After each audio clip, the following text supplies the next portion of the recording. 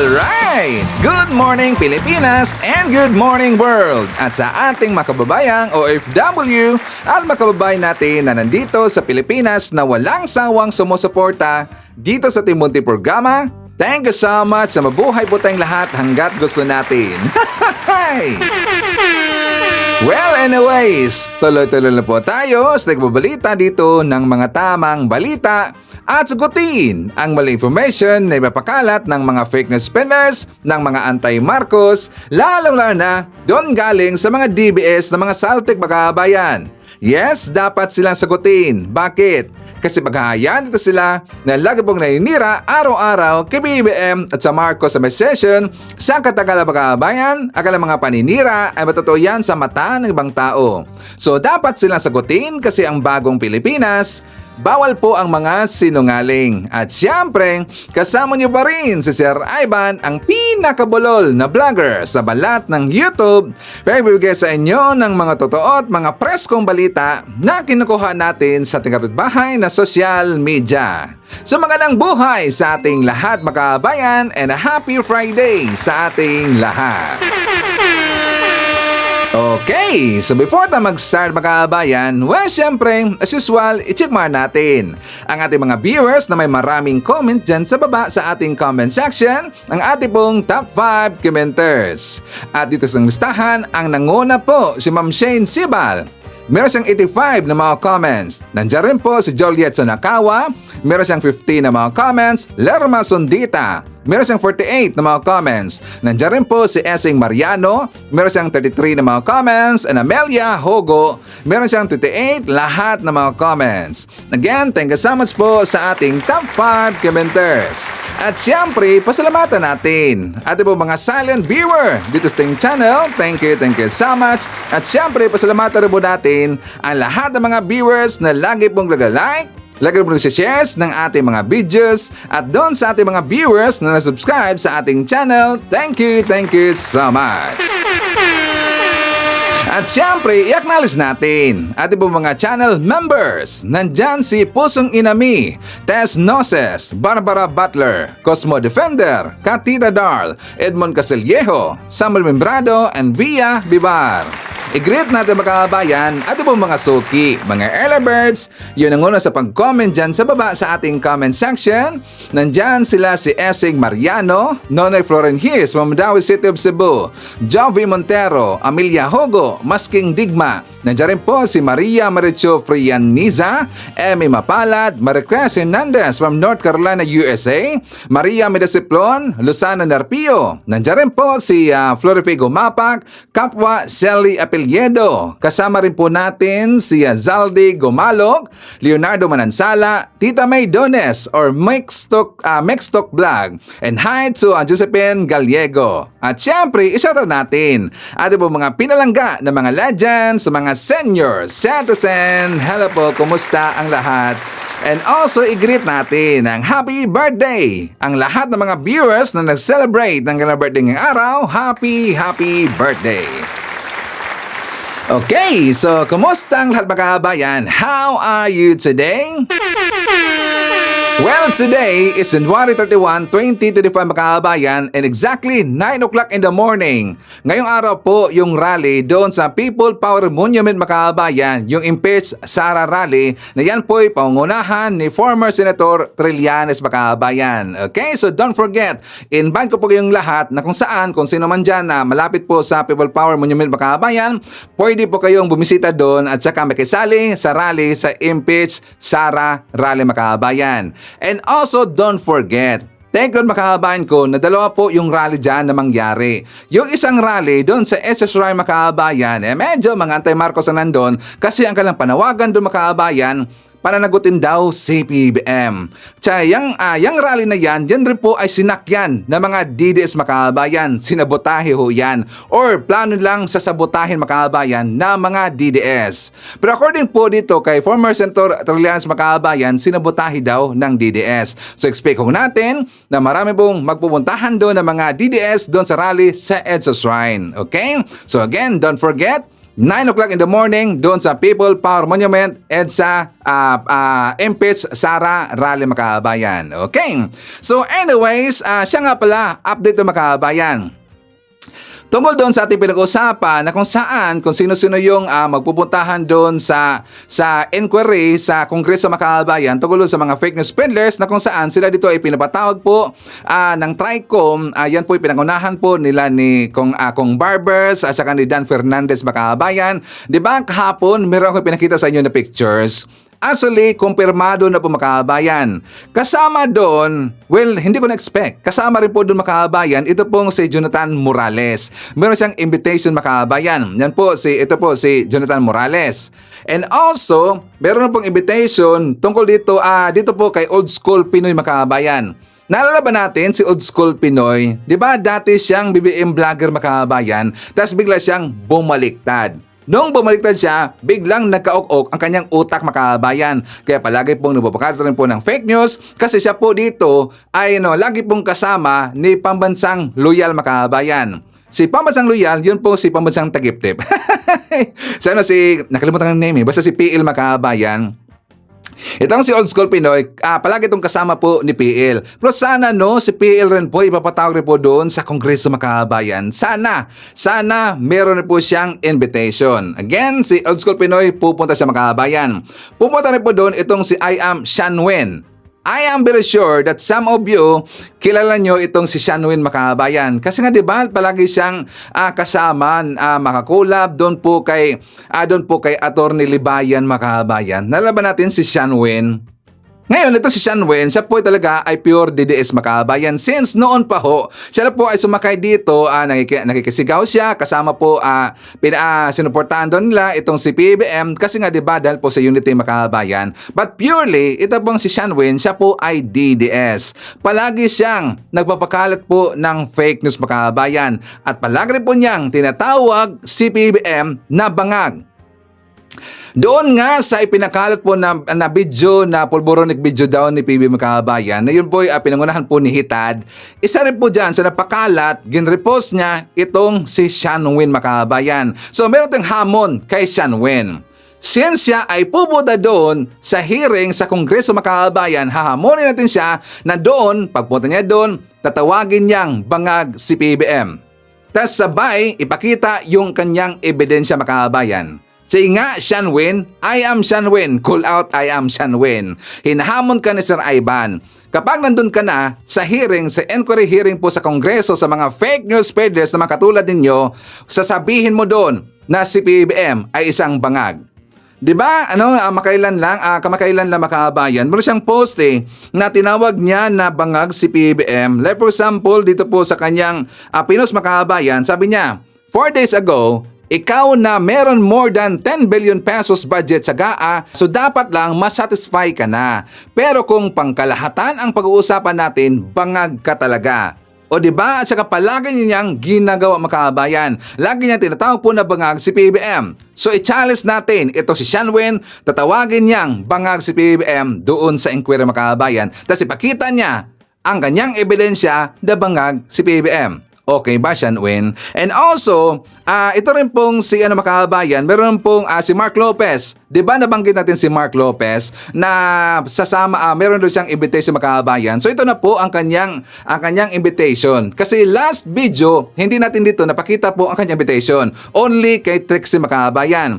So mayroon na po itong si Ernest Abines, kumpirmado si Ernest Makabayan. Ito pong si John Abines, yung latest po na issue niya tungkol doon sa GAA Makabayan. So ito po, kumpirmado na meron siyang invitation. Sana sabon itong gonggong nito And also makabayan ko, meron na pong invitation itong si Joey De Viber. Pero dito sa side po ng mga banateros, wala pa yata makabayan. So sana, pati po yung mga banateros, ipapatawag doon sa Senado makabayan. Okay.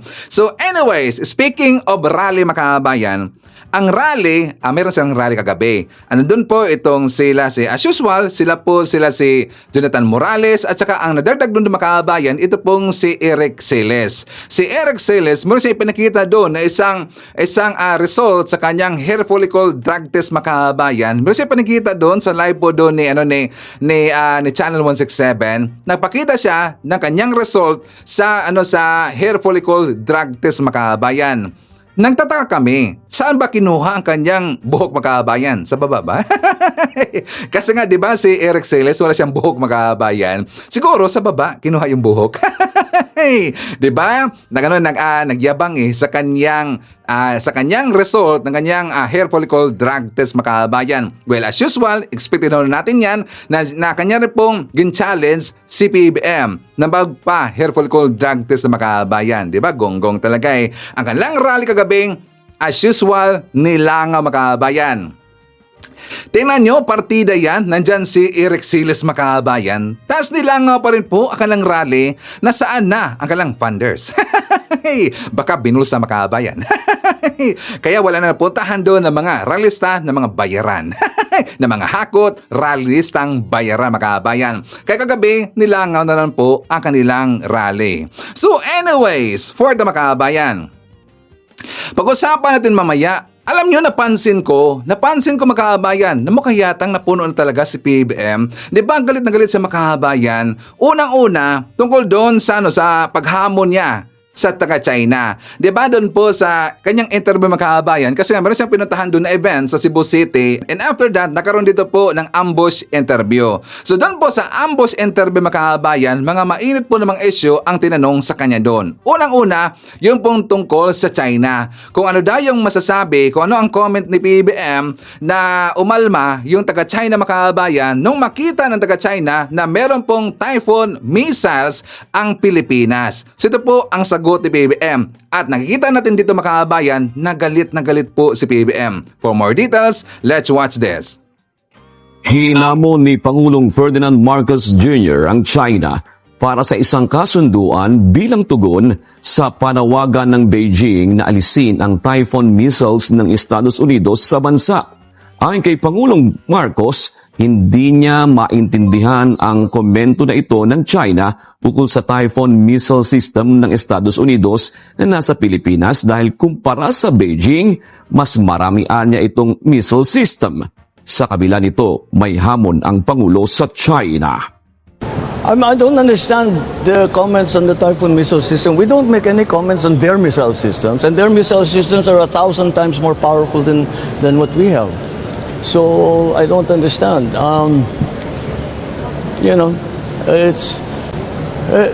Let's make a deal with China. Stop claiming our territory. Stop harassing our fishermen and let them have a living. Stop ramming our boats. Stop water cannoning our people. Stop firing lasers at us.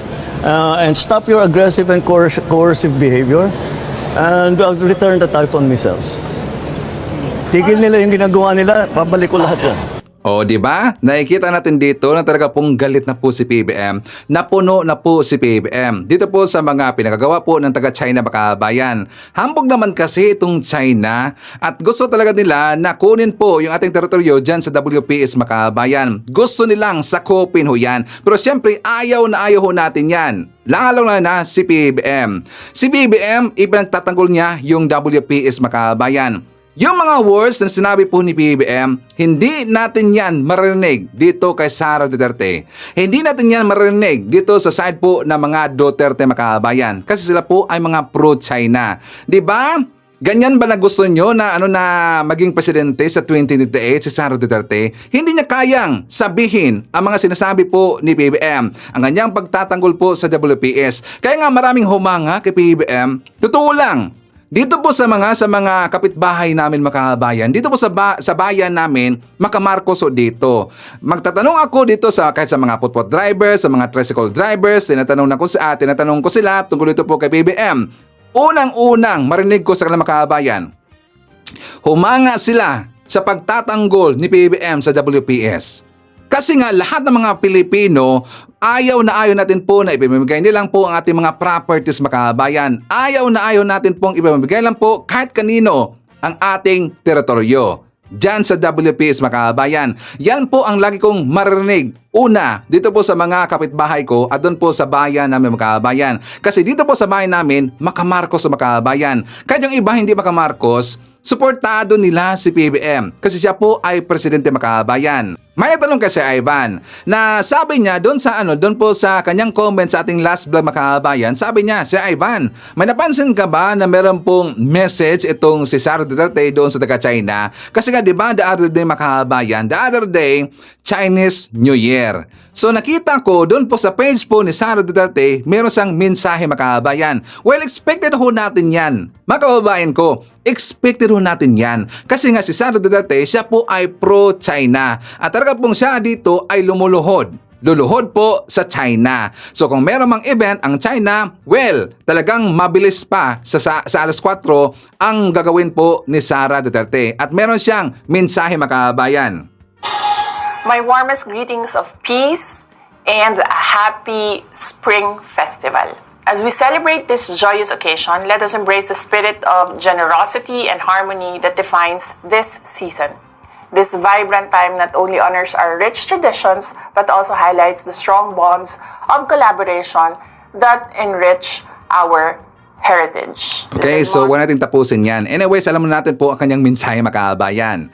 So dito sa kanyang mensahe, bakit hindi niya Chinese makabayan? Kasi maraming nag-aabang dito eh. Kasi nga na-miss lang yung pag-Chinese daw ni Sara makabayan.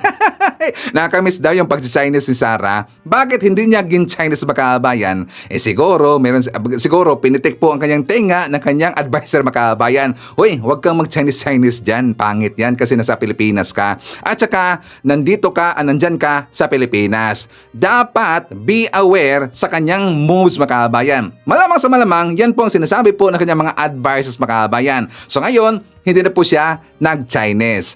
Pero tingnan nyo, napakabilis niyang papalabas po ng kanyang announcement mga kabayan or mensahe kapag China na. Pero ang mga nangyayari dyan sa WPS, hindi niya kayang banggitin mga kabayan. Diba? Ayaw na ayaw niya. So napakaklaro, napaka-obvious kung sino dito po ang kanilang funders mga kabayan. Malaking funders.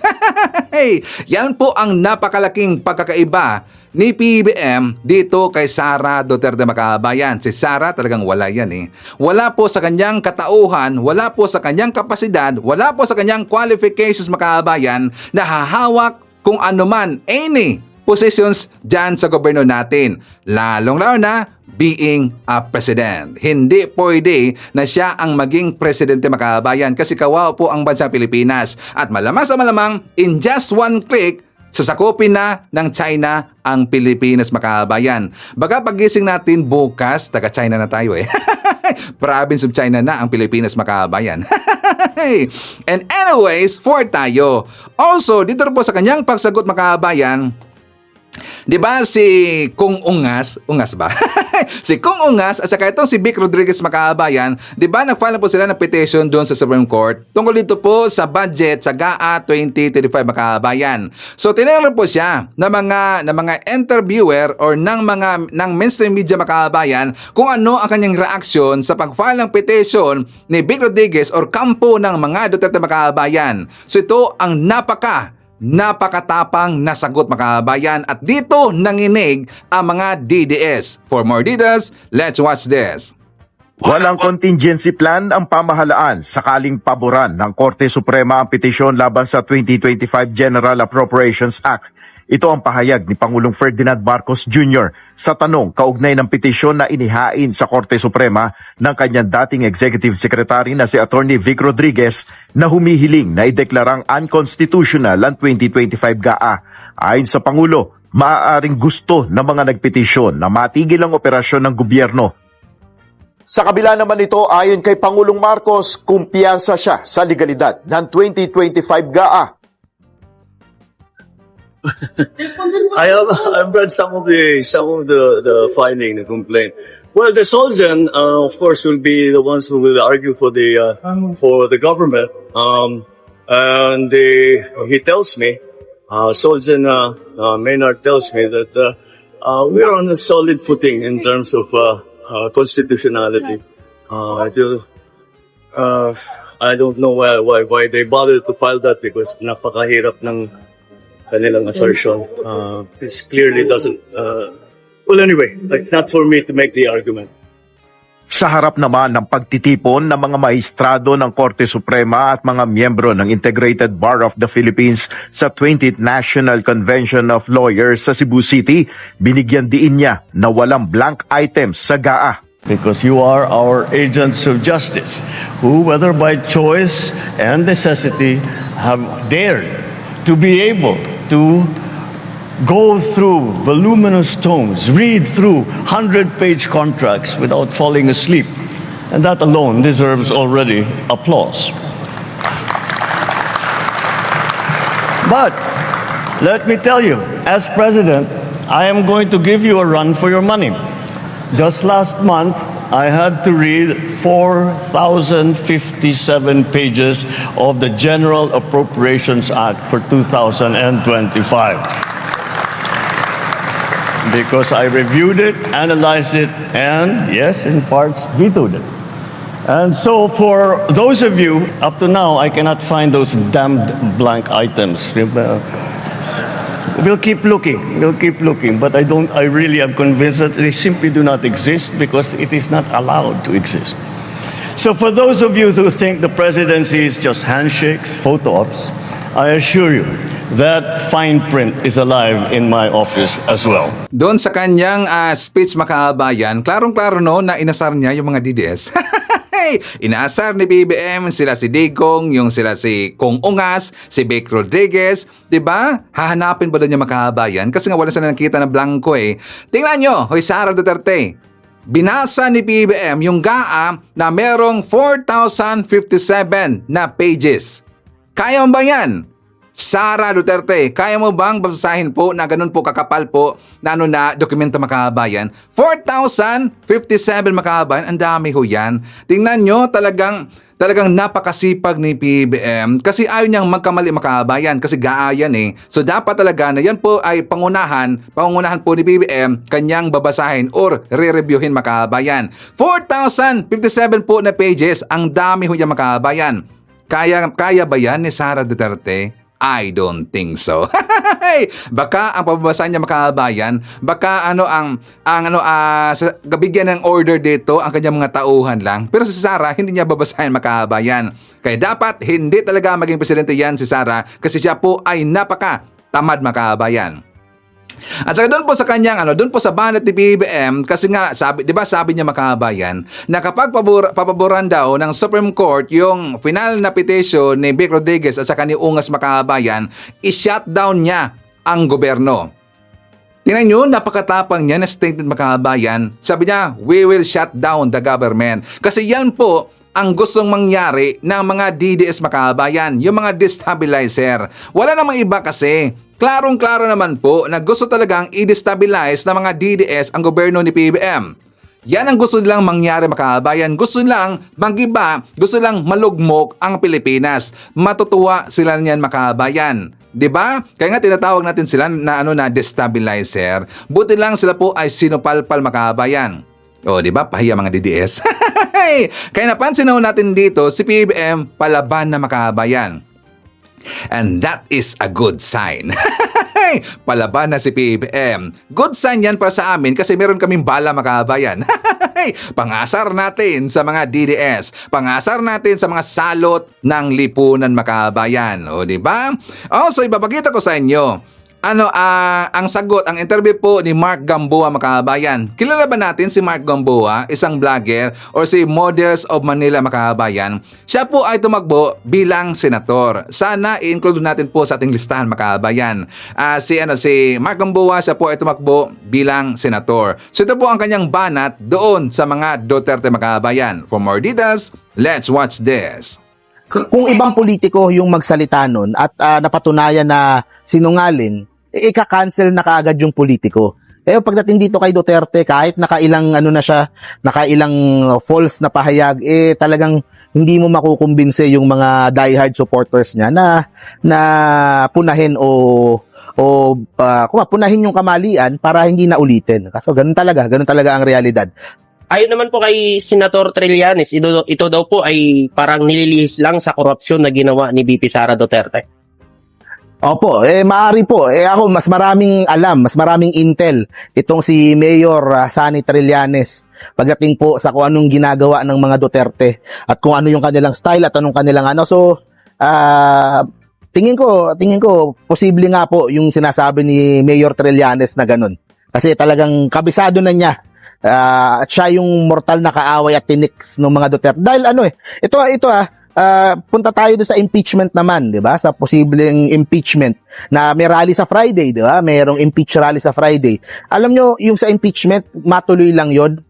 Makita lang ng tao yung bank account ni PRRD at ni VP Sara Duterte.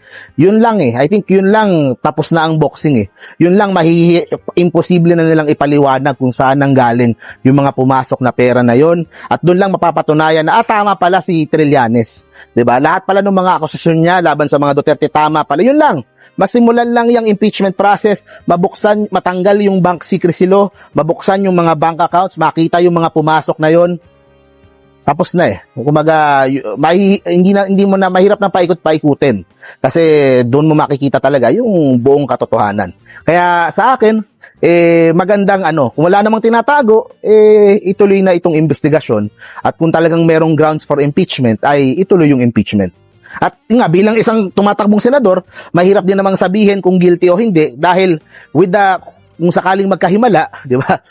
Malay mo, umatras yung mga 20 dun sa mga kalaban ko, makapasok tayo sa Magic 12. Tayo ay uupo doon sa mag-judge, maghuhukom dito sa impeachment trial. So maganda tayo ay based sa ebidensya at hindi humusga kaagad-agad doon sa mga binabato kay VP Sara para sa impeachment. Senator, nagpahayag na rin po ang Malacanang na for impeachment kay VP Sara ay hindi po haharangan, no? Hindi ho hinaharangan ng ating PBBM. Ano pong masasabi doon? Hindi ko mabasa talaga kung ano ang mangyayari doon sa impeachment kung anong Hindi, syempre ang pangit naman kung yung Pangulo mismo yung nagpo-push ng Pero definitely maraming sa kanyang mga circle ang gustong matuloy itong impeachment. 'Di ba? Naintindihan ko naman yung sa mga kapatid natin sa INC, yung kanilang rally, gusto nila ng kapayapaan, gusto nila ng sa akin, yung INC naman ay gumigit na Kakampi sila sa mga Marcos, kakampi sila sa mga Duterte. So, I think it's a matter of pag-uusap lang yan at kung ano yung kanilang mga daing, mapag-usapan ng maayos. Senator, may tanong lang ako, no? Kasi ang ang issue na ngayon ng mga DDS, impeach PBBM, no? Yan na ngayon pati pag nagpa-browse ako, impeach PBBM, pati sa mga comment section ko, no?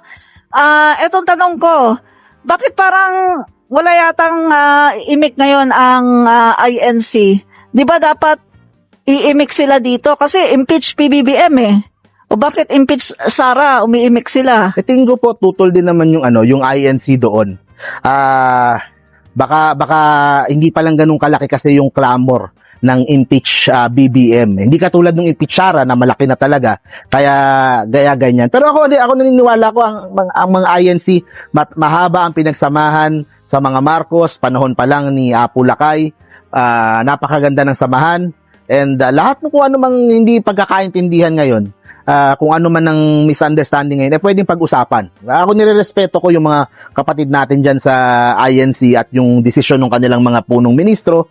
At tayo po ay umaasa na in the end makikita po nila kung ano po yung kung ano yung mga kailangan pag-usapan ay mapag-uusapan at ano yung kailangan ayusin ay maaayos between the administration and sa INC. Sa survey po ay majority sa mga Pilipino po ay pabor sa impeachment ni VP Sara Duterte. Opo. Yun po, yun naman po ang talaga ng taong bayan. Nakita kasi nila yung kung hindi ka kasi kumbaga kasalanan din ng OVP Kasi kung maayos nilang sinagot yung mga question ng Kongreso, ng budget, na dapat naman talaga ginagawa nila, trabaho ng Congress yun, hindi sana aabot sa ganyan. Kaya yung mga taong bayan, nakita siguro nila, na ba't hindi nga naman nila sagutin ng maayos? Baka kaya naging ganyan yung kanilang opinion tungkol sa matter na yan. Hindi, ito gusto kong sabihin nagkakalya survey, yung mga kaibigan natin, isang ang pinaka nagulat din ako, kasi dahil doon sa laki ng lamang, kapag kinalya survey mo kung kanino ka mas may tiwala, kay BBM o kay Sara, napakalayo ni BBM kay Sara. Nakita natin yung sa kalya survey, di ba? Ang laki. So, ibig sabihin, kung yung dalawa yung pinagpipilian, mas tiwala pa rin yung sambayanan kay PBBM. Nakikita nila na although may mga problema, hindi naman maiiwasan yon, na si BBM ay maganda yung intensyon na ayusin yung bansa at pagandahin yung bansa, at nakikita nila na yung kay Sara maaring hindi niya hinahandle ng maayos yung mga issue laban sa kanya. Yun lang naman yung natin doon. Gusto ko din sabihin yung TRICOM na iniimbestigahan din ng Senado. Nagsimula sila kahapon. Next week yata ang unang hearing. So exciting yun. Ang masasabi ko doon, syempre that affects us directly, tayong mga vloggers mismo. And ako naman, I support every single vlogger sa kanilang freedom of speech.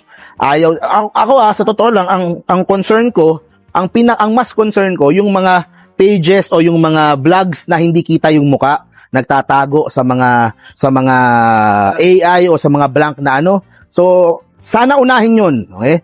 Pero kung sa akin lang, kung meron talaga mapatunayan sila na merong mga vloggers na kumukuha ng pera mula sa mga sindikato, sa mga drug lord, sa mga pogo, yun po ay nakakabahala. Diba? Nakakabahala. And lalo na kung kumukuha ng pera mula sa ibang bansa. Kumbaga, binabayaran ka ng pera para traidorin yung sarili mong bansa. Sa akin, yun ang pinakamalala. Di ba? Tayong lahat dito, mga Pilipino tayo, kahit kanino ka kumampi, kahit kampi ka dito, kay ganito, kay A, kay B, kay C, at least lahat yan Pilipino. Pero pag pinipili mo na yung ibang bansa over sa sarili mong bansa, sa akin, yun ang pinaka hindi acceptable at pinakamataas na level ng pagtatraidor sa bansa. So maganda maimbestigahan yon. And para sa akin, isa din sa sinusulong ko na batas ay kung sakaling tayo mapagbigyan sa Senado, yung idedeklara mo kung ikaw ay tumatanggap ng pera mula sa isang foreign na bansa. Kung tumatanggap ka mula sa Amerika, kung tumatanggap ka mula sa China, kailangan deklarado mo yon. Kapag hindi ka nagdeklara, pwede kang maikulong. Diba? At least transparent yung mga tao. Pag ito, kumikita to sa China, kaya pala medyo bias towards China, kumikita siyang ganun. O baka naman sa US o sa ibang bansa man yan. So, kailangan magkaroon tayo ng batas na ganun kasi wala pa sa ngayon. Sa ibang bansa may ganun. Tapos ngayon, ina-update din nila sa Kongreso, sa Senado, yung espionage bill na yung mga spy, pag-i-spy mas taasan yung, kumaga inaayos kasi outdated na yung batas Panahon pa yata ng mga lumang digmaan yung mga batas natin tungkol sa espionage. So kailangan ma-update po yon para mapigilan at ma-deter yung pong mga gustong mag-spy sa bansa. So yan po yung kaya lahat po ng hearing na ginagawa sa Senado, Quintacom, Quadcom, Tricom, lahat po yan maganda, lahat po yan suportahan po natin. At dahil nabanggit ni Mark Gamboa Makabayan tungkol doon sa sa espionage or sa mga spy, mamaya pag-usapan natin yan kasi yan po ginamit ngayon ng mga DDS na black propaganda Makabayan. Parang dinidegrade nila yung ating mga ahensya. But before that, syempre, shout out natin. Nandyan po si Suzette Tabor, Angelita Hulsanger, Joan Pingy. Nandyan rin po si Nel Sapio, Ninoka Asor, Jen Medina, Linda Lim from the City of Bilagan, Isabela. I-share rin po natin si Rose Guevara, Glady Lanosa, Yuta Naya. Nandyan rin po si Solid Loyalista, Nemfa Nazaret, Epi Tanillo, Francis Miranda Aspernito, and hi to Rosemary Mercado. Mga kababayan ko, before bumalik doon sa mga mainit na mga issue, siyempre balita muna tayo po sa bansa natin para malaman po ng mga DDS kung ano na ang update sa ating gobyerno mga kababayan at siyempre kay PBBM. For more details, let's watch this. Nakakaraming Pilipino ang kontento sa trabaho ng administrasyon ni Pangulong Ferdinand R. Marcos Jr. Ito'y batay sa resulta ng pinakahuling survey na isinagawa ng Social Weather Stations o SWS. Sa naturang survey, nakakuha ang administrasyon ng positive 36 na score o good na satisfaction rating habang 23% ang hindi satisfied. Batay naman sa governance report card, kabilang sa mga nabigyan ng very good na rating ay ang pagtulong ng pamahalaan sa mga biktima ng kalamidad, pagpapabuti ng edukasyon, pagtulong sa mga mahihirap, pagbuo ng mga oportunidad, gayon din ang pagpapabuti sa ating science and technology. Samantala, kasama naman sa nakakuha ng good rating ang housing program sa mga mahihirap, pagkamit ng food security, paghahanda sa malalakas na mga bagyo at magprotekta sa ating soberanya sa West Philippine Sea. Sa kabila ng tumamang sunod-sunod na mga kalamidad at mga hamong panlabas, nagawa pa rin ng ekonomiya ng Pilipinas na lumago hindi lang sa huling bahagi ng nakarang taon kundi sa buong 2024. Sa katunayan, isa pa rin ang Pilipinas sa top fastest growing economy sa Asia. Naging matatag ang ekonomiya ng bansa sa pagtatapos ng 2024 sa datos na inilabas ng Philippine Statistics Authority. Bagamat mababa kumpara sa fourth quarter gross domestic product or GDP ng taong 2023, nagtala ng 5.5%. Naging stable pa rin ang GDP ng taong 2024 sa third and fourth quarter na parehong nagtala ng 5.2%. Sa kabuuang taon, mayroong GDP growth rate na 5.6% ang bansa. Malaking tulong sa year-on-year growth o paglago ng GDP ang wholesale at retail trade, motor vehicles at motorcycles repair na may 5.5%. 8.5% naman ay galing sa aspetong pinansyal at insurance at 7.8% naman ay nanggaling sa konstruksyon at infrastruktura. Sa third quarter ng nakaraang taon, may mga pagbabagong nakita sa GDP ng bansa sa sektor ng edukasyon na mula sa 2.6% ay tumaas sa 4.1%. Mula sa 2.8% tumaas naman sa 3% para sa manufacturing habang 9.1% naman mula sa 8.8% para sa financial and insurance activities. Napanatili naman ang gross national income or GNI ng bansa sa third quarter ng 2024 sa 6.8%. Dahil sa maraming suliranin na pinagdaanan ng bansa noong 2024 gaya ng mga kalamidad, kung kaya't bahagyang bumagal ang paglago ng ekonomiya ng bansa. Ayon kay Policy and Planning Undersecretary of the National Economic and Development Authority or NEDA, Rosemary G. Edillon, nakatutok ang pamahalaan sa pagpapalago ng ekonomiya ngayong taon sa pamamagitan ng mas pinalakas na kalakalan at eksportasyon. Pangulong Ferdinand R. Marcos Jr. dumalo sa CareerCon 2025, ang isa sa pinakamalaking job fair sa bansa ngayong taon sa pagpapatuloy ng mga hakbang ng pamahalaan para mas maraming Pilipino ang mabigyan ng trabaho. Pinangungunahan ng ating Pangulong Marcos Jr. ang Job Street CareerCon Creating Connections USIC na ginanap po yan sa Pasay City. Layon ng aktibidad na ito na i-connect ang nasa higit 15,000 na mga job candidates sa higit na 100 na mga hiring companies mula sa iba't ibang mga industriya. Binisita pa ni Pangulong Marcos Jr. ang mga booths ng mga participating employers. Katuwang rin sa programang ito ang Department of Labor and Employment, National Capital Region o DOLE-NCR, Pasay City's Public Employment Service Office o PESO, at ang DOLE Bureau of Local Employment.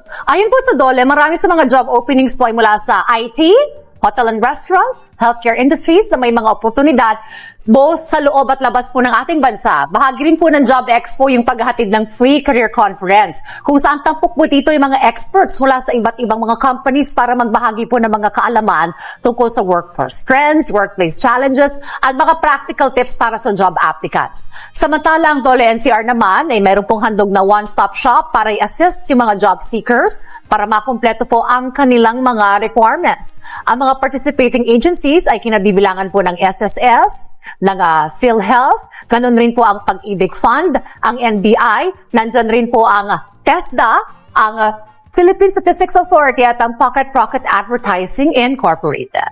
Target ni Pangulong Ferdinand R. Marcos Jr. na palawigin ang kaanggat gawing kada buwan ang job fair sa buong bansa. Layo nitong mapababa ang unemployment rate o bilang ng mga Pilipinong walang trabaho. Sa isinagawang Job Street CareerCon 2025, sinabi ni Pangulo Ferdinand R. Marcos Jr. na bahagi rin ito ng pagsisikap ng gobyerno na mapalawak ang mga oportunidad na trabaho sa pamamagitan ng regular career event. Tiniyak din ng Pangulo na nakatutok din ang gobyerno sa upskilling at reskilling o gawing mas bihasa pa ang ating mga manggagawa. Nasa 18,000 na job seekers ang nag-register at nakiisa sa event. Laking tuwa ng mga benepisyaryo ng pambansang pabahay para sa Pilipino ang formal na pag-turnover sa kanila ng mga unit sa Bacolod City. Ang ilan kasi sa kanila matagal nang nangungupahan at nagbabayad ng mataas na renta. Rent no more na ang mga benepisyaryo ng pambansang pabahay para sa Pilipino o 4PH program. Itinurn over na kasi ng Bacolod City Government at Department of Human Settlements and Urban Development ang unang batch ng mga unit sa Senso Yuhum Housing. Bahagi yan ng flagship shelter project ng administrasyon ni Pangulong Ferdinand R. Marcos Jr. para mabigyan ng disenteng tirahan ang mga Pilipino. Para sa first turnover ceremony ng proyekto, isang building ng housing project na may 64 na unit ang ipinamahagi sa mga benepisyaryo. Bawat unit ay may sukat na 24 square meters at babayaran lang ng mga benepisyaryo sa pag-ibig sa halaga na mas mababa pa sa 2,200 pesos bawat buwan sa loob ng 30 taon. Ang Bacolod City ang kauna-unahang local government unit na lumagda ng kasunduan kasama ang DSUD para sa pagpatupad ng 4PH. Lusot na sa House Committee on Labor and Employment ang panukalang 200 piso na dagdag sahod sa mga private sector employees sa bansa. Ikinatuwa naman ito ng ilang kongresista. Nayong tagumpay para sa mga manggagawang Pilipino. Ganyan ituring ng ilang grupo ang ginawang pagpasa sa committee level ng Kamara nitong panukalang legislative wage hike sa bansa. Matapos lamang ang 30 minutong pagdinig kanina, inaprubahan na ng House Committee on Labor and Employment ang panukalang dagdag sahod sa mga private sector employees sa bansa.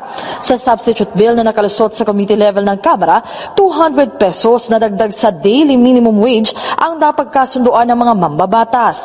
Ayon kay Committee Chair Fidel Nograles, ilang pagdinig din ang nauna nilang idinaos para marinig ang lahat ng panig bago tuluyang ipasa ang panukala. Umaasa si Nograles na magtutuloy-tuloy ang pag-usad ng panukala para mapakinabangan ng ating mga manggagawa. Sa panig naman ng mga iba pang kongresista, lubos nilang ikinatuwa ang pagpasa ng substitute bill ngayong araw na itinuturing nilang tagumpay ng mga manggagawang Pilipino. O, di ba mga DDS, ang daming mga good news. But I am very sure ayaw niyo po sa ganyang klase ng mga balita kasi allergic kayo dyan. Saka pala, doon po sa latest, sa last portion po ng ating balita makabayan sa good news, na dagdag sahod po sa mga private sector employees or mga workers, 200 pesos makabayan. Yan po'y pasado na po sa Kamara. At yan po'y napakaganda po na balita makabayan. I am very sure marami po ngayon na kababayan natin pong natuwa makabayan. 200 pesos po ang madagdag sa kanilang mga sweldo. Ngayon, pag-usapan natin yan makabayan. Before pupunta doon sa mga mainit na issue, kasi yan po'y ginawang issue ng mga DDS makabayan. Di ba sinabi ko, allergy sila sa mga good news? Kasi tungkol po dito po sa pag-aproba ng Kamara na dagdag sahod po doon, dagdag sahod na 200 pesos doon po sa mga private sector employees or workers, yan ngayon ay binatikos ng mga DDS. Tingnan nyo kung gaano sila kagunggong makahabayan, mga gunggong talaga, mga salot ng lipunan. Kasi gin-question lang makahabayan. Dahil nga ito ay napakagandang balita. According dito po sa nirepost ni Ernest Abines or si John Abines makahabayan, ang unang nagpost niyan itong nagangalan na si Eileen Choi Go. And also, ginblog rin po ito ni Hitad makahabayan. Nakita ko, ginblog ito ni Joy de Biber, ni Hitad, ni Maui Spencer, at saka yung ibang vlogger makahabayan. Ang ibang vlogger, repost na lang sila. Pero dito yan galing sa ang main yan makahabayan, ang nangalan po na Eileen Choigo. Sabi niya, aware ba daw ang gobyerno natin, fully aware ba daw ang ating government sa negative implications in the economy? Sabi niya, will the private sector survive? Nagtanong pa siya makahabayan, will the private sector survive? Ito gunggong to. Una, before po nag-decide ang ating gobyerno ng makabayan, before po nag-decide ang ating kongreso, nagkaroon muna yan ng studies makabayan. Do you think ang mga economic advisor natin, economic managers natin, hindi sila nagbigay po dito ng advice sa Kamara Makabayan? Do you think yung mga economic managers natin, hindi nila gin-meeting yung mga private sector makabayan? Diba? Unang-una, meron mo na yang coordination before sila mag-decide. At the same time, merong studies sa makabayan. So, tinanong nila yung mga owner po ng mga establishmento, ng mga kumpanya, private sectors, kung okay lang ba sa kanila na magpadagdag tayo ng 200 pesos sa inyong mga workers. Tinanong niyan muna makabayan. Tapos ngayon, ang mga DDS nagtanong sa makabayan, gonggong talaga eh. O diba, sabi ko sa inyo, ayaw nila na gaganda ang Pilipinas makabayan. Ayaw nila na gaganda ang pamumuhay natin sa Pilipinas. Kasi sila dito ang salot ng Pilipinas makabayan. So sabi niya, cost of logistics is at an all-time high. Government-mandated contributions had increased, even the taxes na makabayan. So personally, sabi niya, we will have no choice but to either increase price or resort to retrenchment. Why must the private sector bear all the grant? O diba, puro sila reklamo makabayan. Hindi nga nagreklamo ang private sector. Tapos ngayon, sila na mga puro lang ngaw-ngaw dito sa social media, puro lang ngaw-ngaw sa kanyang mga accounts makabayan, sa Facebook accounts, dyan sa YouTube, puro lang magpupuna. Hindi man lang iniisip before sila magsalita makabayan. Kasi nga alam ko dito, alam mo natin yan, na ang gusto lang nila dito makabayan, ang kanilang point sa kanilang pagsisigaw dyan, pag-ingay dyan, para magalit ang ating makababayan sa gobyerno natin, sa Marcos admin makabayan. Kasi nga 'di ba, unang-una noon pa man, ang gusto talaga nila po dito na mangyari sa Pilipinas ay pangit ang imahe ni PBBM. Yun naman kasi ang gusto lang mangyari. Tapos ngayon, meron pong magagandang nangyari po sa ekonomiya natin, sa Pilipinas, at pausbong na po ang Pilipinas makabayan. Pilit nilang hinahatak pababa. O diba? Dapat na talaga itong mga DDS nandun sila sa China makabayan kasi sila po ay pro-China. At ayon lang umunlad ang bansang Pilipinas, manggunggong talaga eh. Dapat silang kuritin, dapat silang pitikin kasi sila ay dumagdag po sa problema sa Pilipinas makabayan. Okay, so siya nga pala. Kung nagustuhan ninyo ang ating good news makabayan, please give a like naman po sa ating video. Malaking tulong ho yan. At saka kung hindi man kalabisan sa inyo, i-share natin ang ating vlogs makabayan para po tayo makatulong po doon sa ating makababayan na mga nabulag ng kabilang kampo makabayan. Okay, so please like and share. At doon po sa ating makababayan pa, hindi pa nakapag-subscribe, libre po ang subscribe makabayan. So again, thank you so much. So isa naman natin, nandyan po si Joel Ramiento, sports innovator from South Korea, Bergie Vale, Beatrice Lieva, nandiyan rin po si Floriano Galapon from UK, Evelyn Garcia, Juliet Sonakawa, hi to Ashen. I-share rin po natin si Dylan David, Wing JP, Apolonio Nocido, hi to Jemson, Jemboy Jeriel, and Regine of Badawi City of Cebu. Greetings from Rodolfo Ranarabor of Tansa, Cavite, Jess Subto from Calaba, Laguna, Phil Macabato, and hi to Yuta Naya. Okay. So makabayan ko, di ba sinabi ko tungkol doon sa espionage or sa mga spy makabayan? Kasi yan ngayon ay ginamit rin po pang divert sa mga ibang issue, itong mga DDS, na naalala ba natin that is almost week ago yata makabayan, na meron pong nahuli ang ating mga ahensya na spy from China makabayan, isang Chinese spy. Diba doon po sa balita ay meron siyang kasabwat po na dalawang Pilipino makabayan. Yan po ay kinonfirm ng tatlong ahensya natin, National Security Council, FBI, NBI at saka yung AFP makabayan na yung kanyang ginagawa pang i-spy ho yun. At saka meron pang ang isa po na nahuli makabayan doon po sa Palawan. Ngayon, para po ma-recall natin, ipakita ko muna sa inyo ang balita. For more details, let's watch this. Bistado ang isang Chinese na umano'y espiya dito sa bansa. Target daw niyang libutin ang buong Luzon, Visayas at Mindanao. 5 taon na umanong minamanmana ng suspect ang ating mga airport, pantalan, pati mga shopping mall at opisina. Gayun din ang mga EDCA site. Bukod sa Chinese spy, nahuli rin ang 2 kasabwat umanitong mga Pilipino. Nahuli ng National Bureau of Investigation ang Chinese na nag-eespiya umano sa ilang istruktura sa bansa. Nitong Disyembre pa raw unang nakatanggap ng intel ang mga otoridad kaugnay sa grupo ng mga Chinese na nagmamanman sa bansa. Nasabat ng NBI mula sa suspect ang sasakyan kung saan nakakabit ang transmission system, LiDAR sensor at satellite navigation system. Ito raw ang ginamit para makuha ang mahalagang datos gaya ng mga kinalalagyan ng mga base militar, Enhanced Defense Cooperation Agreement o EDCA sites at mga kampo ng mga pulis. Tinitiktikan din daw ng grupo maging ang mga planta ng kuryente, mga opisina ng LGU, shopping malls, paliparan at mga pantalan. Meron na po silang mapa kung saan iikot. In fact, ang plano po nila, pagkatapos nilang mag-ikot yung buong Luzon, ang next target po nila yung buong Visayas at Mindanao. Hindi patukoy kung saan direkta ipinadala ang mga nakuhang datos. Isang technical software engineer ang suspect at 5 taon nang naninirahan sa Pilipinas. Inaalam pa kung konektado siya sa Chinese People's Liberation Army, lalo't nagtapos siya sa isang universidad na pinangasiwaan ng PLA sa Nanjing, China. Mayroon din daw grupo ng Chinese na nagsilbing financier ng suspect para magawa ang pag-espiya. Sabi ni AFP Chief General Romeo Browner, delikado kung mapunta sa maling kamay ang mga nakuhang datos. Posible raw itong magamit para matarget ang mga mahahalagang infrastruktura sa bansa. Yung specific grid coordinates, no? Yung coordinates is very important for, let's say, kung gusto mong bombahin yung isang lugar. No? So, kaya tinitingnan po natin lahat ng mga possibilities. Posible rin daw na naipadala na ang mga datos na nakuha dahil may remote capability ang transmission system ng Chinese sa suspect. According to the forensics ng NBI, Chinese characters yung pinapadalhan. Okay. Pinapadalhan. Okay. So, we haven't specifically pinpointed kung saan pinapadala.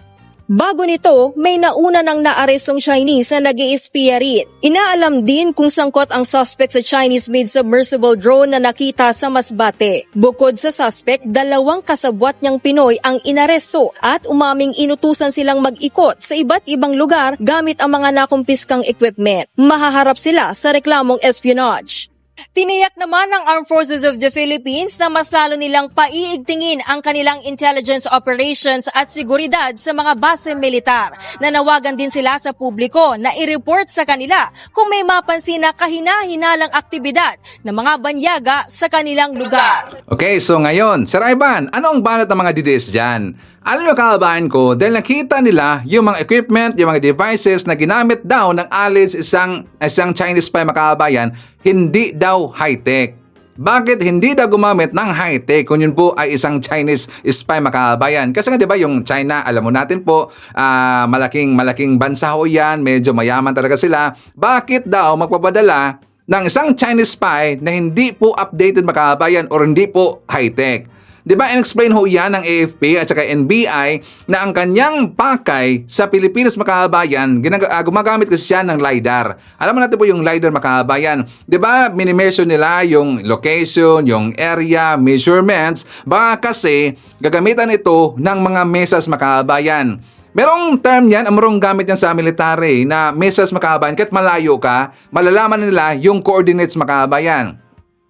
Baka yan po ang purpose ng isang Chinese spy na ipinadala po from China dito po sa Pilipinas makabayan. Well, actually, mostly talaga sa mga spy, di ba nasa China makabayan? Napansin ba natin yan? So ngayon, ito pong magunggong na mga DDS, dinigrade nila ang ating ahensya. Kasi according dito po ni Ann Malindog makabayan, abay may banat si Ann Malindog, kasi according sa kanya makabayan, na bakit daw ganito lang daw ang pag-iisip ng ating ahensya makabayan. At para maintindihan natin, let's watch this. Kung naiintindihan mo talaga kung ano ang ibig sabihin ng spying in the 21st century, you don't need to send someone like him who is not even a college graduate. Usually spies are very intelligent people. Hindi ganyan. My God, ganito na ba kababaw at kahina ang ating intelligence kung ganyan lang ang kanilang sagot sa mga ganitong usapin? Or ito'y palusot lamang? So do you really think a superpower like China will send someone like that to spy on the Philippines? Are they stupid? Of course not. My God, Yun ang problema natin eh. We justify kahit mali. Kaya tayo natatalo sa larangan ng kahit anong, lalo na when you talk about defense and security. Kasi hindi natin inaayos yung sarili natin. Huwag tayong ganito. Kasi kung ganyan-ganyan tayo, may iwan tayo ng mundo. Nakakainis kasi basic to I-google mo lang ano ibig sabihin ng espionage? Ano ang ibig sabihin ng spy? O, di ba? Klarong-klaro na siya ay pro-China makaabayan. Kasi nga, involved na naman po dito yung name na China makaabayan. Well, sila ay nagre-react dito. Bakit daw magpapadala yung China someone na hindi daw college graduate makaabayan? Hindi daw college graduate, binanggit, sinabi na nga ng AFP at saka ng NBI makakabayan na siya ay isang software technical engineer.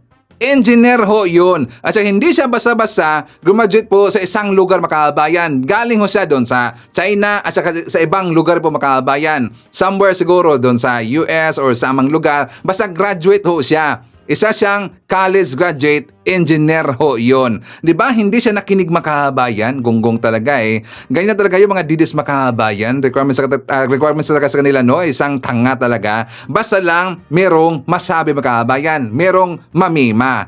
Tapos dito ko sa kanyang sinabi, bakit daw magpapadala ang China na someone hindi daw college graduate makahabayan? Dito pa lang nakikita natin ang kanyang karakter makabayan ni Ann Malindog. Nakikita natin dito ang kanyang attitude na minamaliit niya ang kakayahan ng isang hindi graduate ng college makabayan. Ann Malindog, hindi mo ba alam na marami pong mga galing rin po na hindi graduate ng college? Each of us, English yun. Isa sa atin, bawat isa sa atin ay meron pong kakayahan. Kahit hindi tayo graduate makakabayan ng college, meron ka talagang talent. Meron ka talagang kakayahan. Kasi ang spy, according po sa mga napanood po sa mga movie makakabayan, at saka, siyempre, research na po yan. Kapag ikaw po ang isang spy, yan po ay isang self-study yan makakabayan. Kasi nga, before ka maging spy daw, dapat insakto ang inyong experience. Kung meron kang kakilala po na isang spy makakabayan, that is a big advantage. So, hindi po kailangan talaga dito na ikaw ay college graduate. Kailangan mo lang na connection. Unang-una, connection makakabayan. And second, kakilala. Meron kang kakilala po na mga merong kakayahan na gagawa na ganito. Or merong trabaho na ganito na hanggang ngayon existing pa rin po makakabayan. Diba? Connection. Yan po ang numero unong dapat mong hanapin makakabayan at makuha. Connection. Hindi ikaw ay porket hindi ka graduate po na college or anuman. Connection ang pinakauna na hanapin mo bago ka maging spy makakabayan. Diba? Tingnan nyo itong attitude talaga ng mga DDS. Mahilig talaga manliit makabayan. Minamaliit, mga apak ng tao. Porket hindi graduate po ng college. Diba? Gonggong talaga So ngayon, ibabatuloy natin makabayan. Diba kalaunan, napakita po ang kanyang asawa. Yung Chinese spy makabayan, nagsalita po ang kanyang asawa. At saka ang nakakatawa dito, hindi naman nagulat. Kasi nga siyempre, side ng DDS makabayan. At mostly dito, kukunin po nila na isang attorney, si Topacio Makahabayan. Yes, si Topacio po. At ito ang ating balita. For more details, let's watch this. Ng nahuling Chinese national dahil umano sa espionage o pang-iispiya sa bansa na hindi spy ang kanya daw mister. Dagdag pa niya, sinaktan umano ang kanyang asawa ng mga militar. Ang tugon ng mga otoridad sa pagtutok ni Ian Crew. Grabe naman. Ang misis ni Deng Yuanqing na si Noemi, sinabing 2013 sila nagkakilala ng mister sa isang online platform. 2014 daw sila ikinasal sa bansa, kaya 10 taon na raw pabalik-balik ito ng Pilipinas. Si Deng ang Chinese national na inaresto kamakailan dahil umano sa espionage o pang-espiya sa ilang military at vital installation gamit ang ilang high-tech na kagamitan. Labis raw ang pag-aalala niya at hinahanap na raw ang mister ng kanilang 8 taong gulang na anak. Hindi po si Ching po. Na matagal na po siya naninirahan dito sa Pilipinas. Mahigit 10 years na po siya dito. May anak po kami, 8 years old. Natatakot po ako sa kahihinat na ng anak ko sa school. Nasabi raw sa misis ni Deng ang sinapit nito. Nung nakausap ko siya, sabi niya, pinilit daw siya tapos sinapak daw yung ulo niya. Pero okay naman daw po siya. Sabi ko, maganda ba kinalalagyan mo? Kumakain ka ba? Konti lang daw kinakain kasi yun lang din naman siguro yung binibigay talaga. Ang human rights advocate na si Teresita Angsi may apela. Sana raw huwag agad husgahan si Deng na nagtatrabaho na isang overseas Chinese worker sa Pilipinas. Ang sa akin, impartial investigation. Hindi kasi ang nangyari, trial by publicity agad. Hindi pa nga tayo nag-umpisa, trial by publicity, nag-conclude agad kayo na espiya. The company is a big company with clients in US, in Taiwan, in Australia, at internationally registered company. Sa isang pahayag ng Chinese Embassy, sinabi ng kanilang tagapagsalita na walang basehan ng espekulasyon at akusasyon ukol sa operasyon ng isang Chinese citizen bilang espiya. Nag-request na raw sila ng consular visit sa gobyerno ng Pilipinas para mabigyan ng assistance ang kanilang citizen. Lumapit na raw sa embahada ang pamilya ng nakakulong na Chinese citizen na nag-aalala sa patas na pagtrato rito. Kung espiya yan, will the embassy not distance itself? The embassy requested DFA for help, no? Kasi nung nagpunta sila sa NBI, ayaw iharap sa kanila.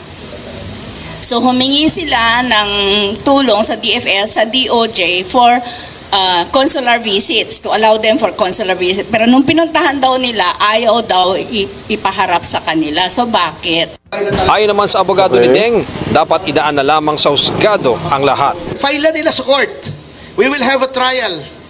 Let them prove the guilt of my client because Eto si Topacio, talon-talon, no? Si Topacio, talon siya ng talon lahat ng actually mga kotsero, kung abogado ka, katulad ka ni Topacio, it's a smart move. Doon ka sa mga accused palagi. Kasi, syempre, alam niyo naman, kapag ikaw ang inaakusahan, wala kang gagawin, upo ka lang. Patunayan mo lang na inosente ka. Ang magpo-provide ng ebidensya ay yung nag-akusa sa'yo, di ba? Oo, burden of proof is the one who is accusing. Is on the one who is alleging the commission of the crime. So, upo-upo ka lang, hintay ka lang. Hintayin mo lang mag-file sila ng ebidensya nila, etc. Tapos, alam niyo mga kotsero, ang style ito ni Topacio, lagi siyang may press con. O, sinesensationalize niya lahat. Tignan niyo to, itong sa Chinese spy. Sinesensationalize siya agad, nagpa-press con agad siya. O, para unahan na nila sa narrative, unahan sa kwento. O, ganun yan. Para you put the other party on the defensive. At least as far as the court of public opinion is concerned. Daanin mo sa press con. Press con ka ng press con. Huwag kang titigil sa press con. Daanin mo sa press con. Tapos kumbinsihin mo ang taong bayan para ma-pressure yung korte. Habang hindi pa sumisipa ang subjudice. Ganda na strategy nito, Paso. No? Yayaman ka talaga pag ganyan ang klaseng abogado. we have no obligation to prove his innocence. See? Diba? Sabi sa inyo we have no obligation to prove his innocence, diba? Ito yung sinasabi ko sa inyo. Oo. Abang-abang ka lang ng mga ebidensya ilalabas. Tapos, hanapan mo lang ng plausible deniability, diba? Hanapan mo ng alibi, hanapan mo ng mga palusot. Tapos, questionin mo yung validity ng ebidensya, diba? Ganun lang kasimple. Tapos, habang ginagawa mo yun, birahin mo ng birahin sa press. Hanggat hindi pa sumisipa ang subjudice, birahin mo ng birahin sa press. Diba? Strategy. He is presumed innocent. Ang giit naman ng NBI at AFP, ang pagkakaaresto kay Deng ay resulta ng ilang buwang surveillance. May iba pa raw nahuli na konektado sa espionage. Itong mga nag-utos nito have direct links to the Chinese embassy. So napakarami po talagang evidences na nakukuha tayo. They are arrested because they violated the Filipino. Yun po, wala pong string attached. Hindi po tayo gumagawa ng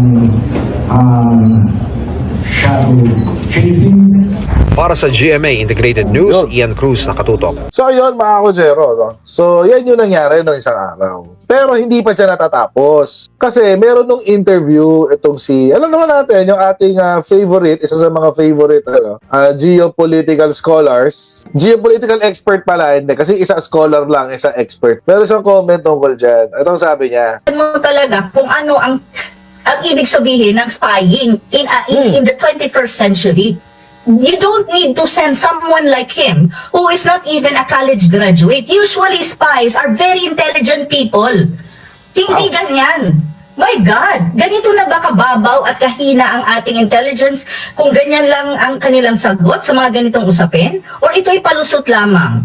So do you really... Anong alam mo sa pagiging espiya? Professor Ana Malindog. Uy, saan ba nagtuturo to, no? Professor daw siya eh. Baka sa Maria College. Oo, alam mo, ano yung alam mo sa pagiging espiya? Oo. Baka mas marami kang alam sa pagiging espiya. Professor Ana Malindog. Uy, baka marami kang alam. Baka gustong, tumulong mag-identify ng mga Chinese spies. Oh, alam niya eh. Alam niya kung paano mag-identify ng espiya eh. So, di ba, kung alam mo kung paano mag-identify ng mga espiya, baka naman, may alam ka talaga kung paano tumakbo mga espiya, if you get my drift. A superpower like China will send someone like that to spy on the Philippines?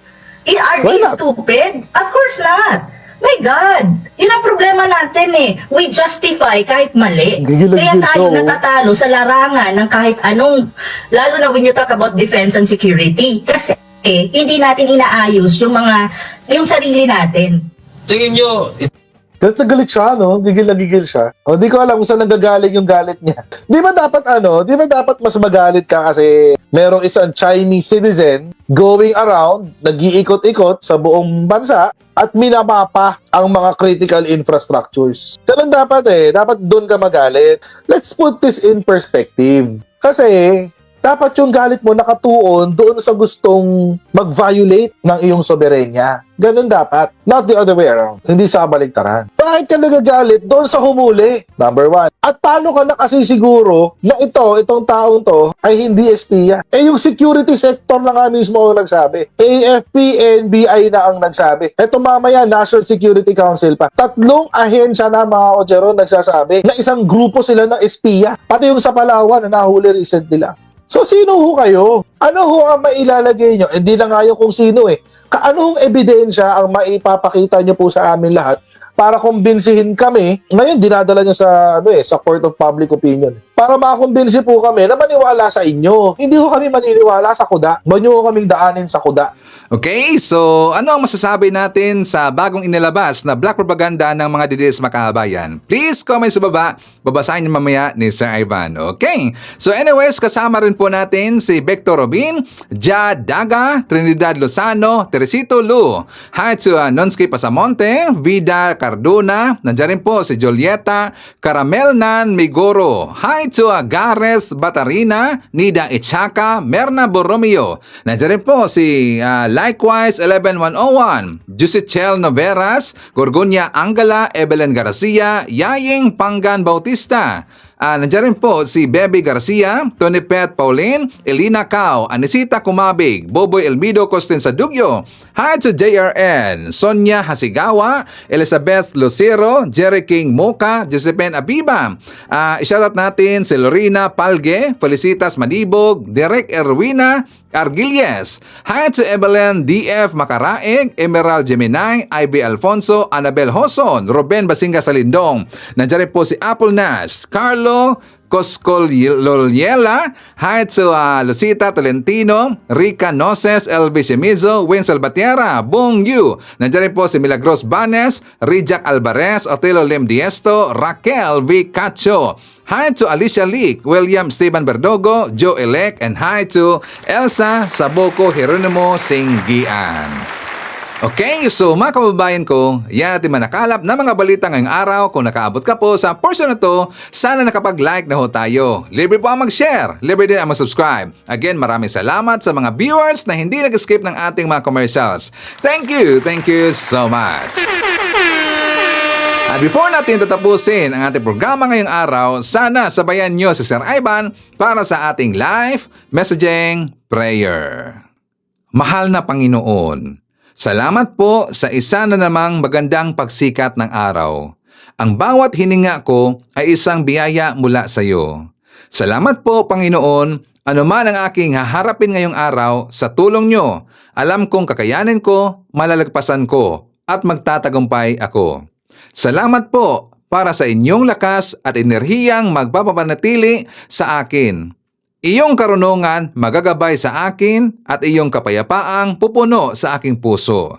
Naway mapuno ang araw na ito at napakaraming biyaya. Himala at mga tinugon na panalangin. Sa pangalan ni Hesus, ako'y nanalangin. Amen. So maraming salamat mga kababayan, and I hope to see you again on my next video.